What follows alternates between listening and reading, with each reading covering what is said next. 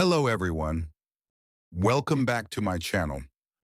In a small town surrounded by hills, lived a 20-year-old girl named Diya. She had dreams, but she kept them hidden. She lived with her uncle and aunt after losing her parents as a child.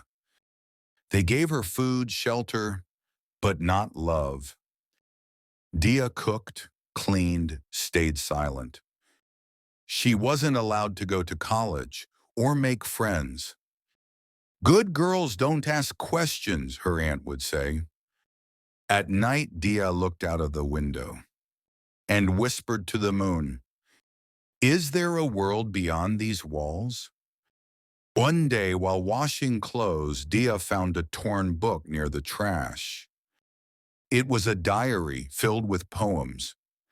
On the last page, someone had written, "You are more than what they say. You are light. You are fire. You can rise." Dia pressed the book to her heart. It was the first time she felt seen. That night, she wrote in her notebook for the first time, "I want to be free. I want to find my voice." The next morning, Dia went to the park early. She sat alone on a bench, tears in her eyes. An old woman selling flowers came and sat beside her. "Crying doesn't make you weak, child," she said softly. "It waters your strength." Her name was Maari Amma, a flower seller, a storyteller, and a silent watcher of pain. Dia asked, "How do I change my life?" Maari Amma smiled. "Start by changing the story you tell yourself." Every morning, Dia met Maari Amma. They sat in the shade of a banyan tree. She listened to stories of brave women, gentle warriors, silent rebels.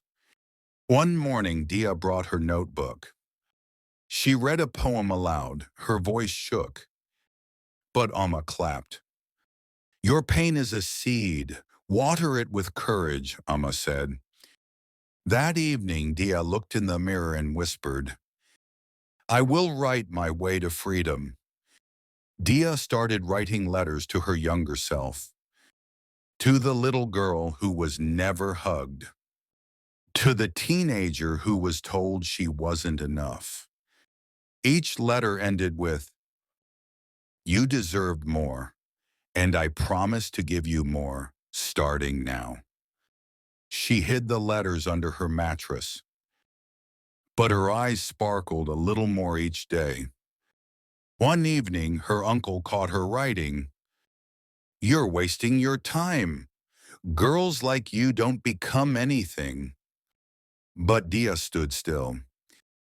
For the first time, she didn't cry. She walked out to the park and read her poem to Amma. He said, "I can't become anything, but I already am. Me." Amma nodded. That's where becoming begins.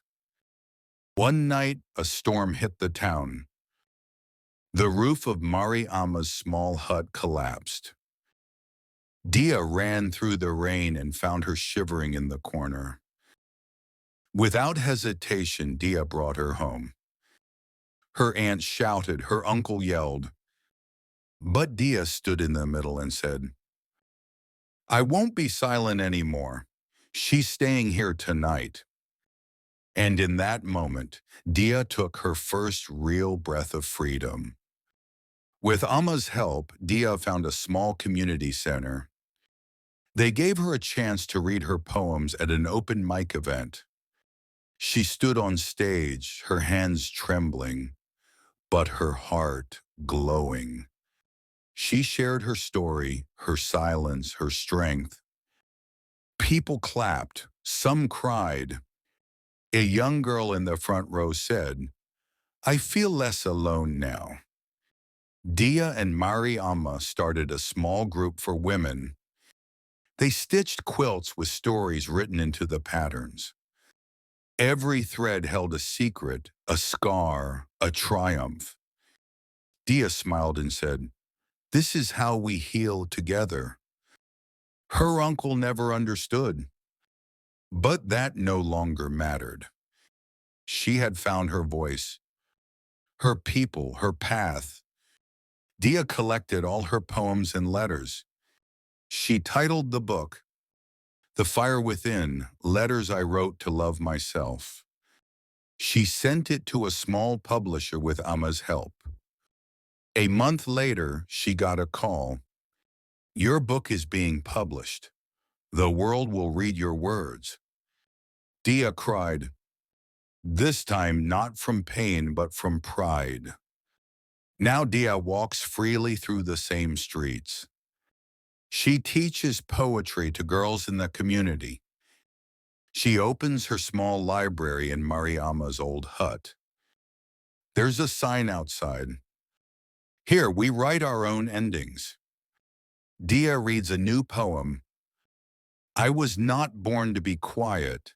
I was born to be fire, and I burn with love. Dear listener, this is Dia's story, but it might also be your story of feeling small and learning to stand tall, of living in shadows and becoming your own light. Remember, you are not too young to rise, not too broken to heal, and not too late to begin. The fire is already within you. Light it, let it shine. The fire within, Dia's journey to light. If this story inspired you, then like, share, and subscribe for more simple stories that teach deep lessons. Thank you for listening. See you in the next video.